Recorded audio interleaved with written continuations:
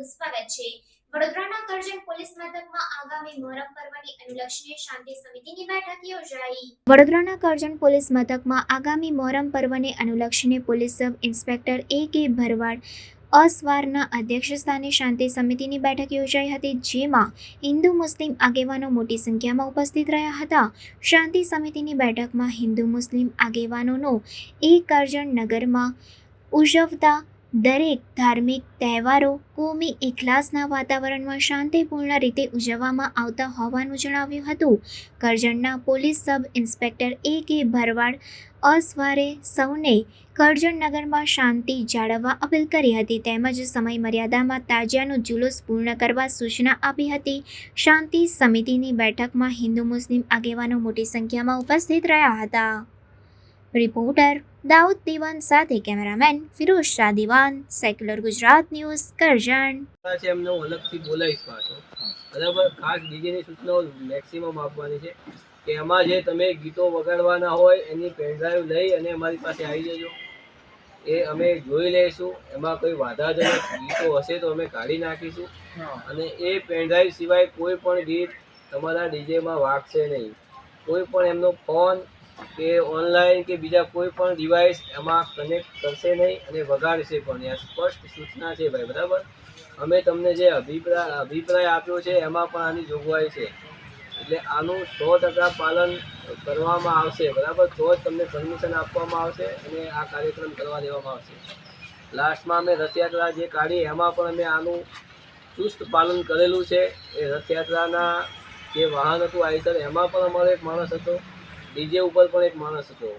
એટલે હવે પછીના કોઈ પણ કાર્યક્રમ હશે એ કોઈ પણ ધર્મના હોય, કોઈ પણ સમાજના હોય, એમાં આનું ચોક્કસ પાલન કરવામાં આવશે। એટલે આમાં આયોજક અથવા તો ડીજેવાળા કે બીજા કોઈ પણ કાર્યકરો હોય કે કોઈ પણ વ્યક્તિ હોય, આમાં પોલીસ સાથે બિનજરૂરી કોઈ પણ ઘર્ષણ કરે નહીં, એની ખાસ તકેદારી રાખજો।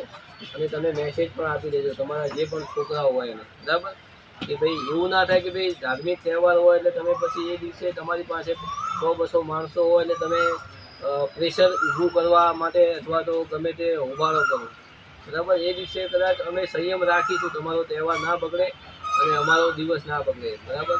પણ એ પછી તમને અઘરું પડશે, સ્પષ્ટ કહું છું તમને, બરાબર। એટલે મહેરબાની કરી એના ડીજેના લફરામાં કોઈ પડતા નહીં અને અમને એમાં ઇન્વોલ્વ કરતા નહીં। તમારો તહેવાર છે, અમને પણ ખુશી છે, તમારી સાથે હોઈશું અમે છેક સુધી, શરૂઆતથી લઈને અંત સુધી। એટલે ખાસ એમાં તકેદારી બધા રાખજો। બીજું છે તાજિયામાં સમય પાલન। બીજા કોઈ તહેવારમાં એવું નથી હોતું કે બધા ચારે બાજુથી એક જગ્યાએ ભેગા થાય ને પછી ત્યાંથી છૂટા પડે। તાજિયા જેવું છે કે બધાની રાહ બધાએ જોવી પડશે ફરજિયાત, તમને ખબર જ છે।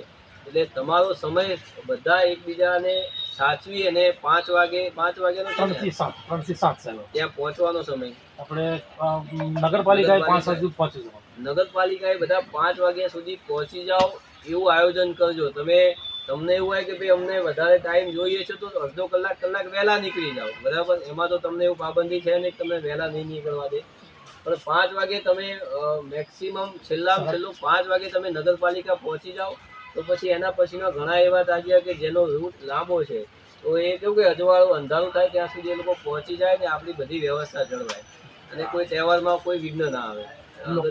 લોકલ જે છે સર, સમજો કે જલારામ છે તો હુસેન છે। સમાચારોની અવનવી અપડેટ્સ માટે જોતા રહો સેક્યુલર ગુજરાત ન્યૂઝ।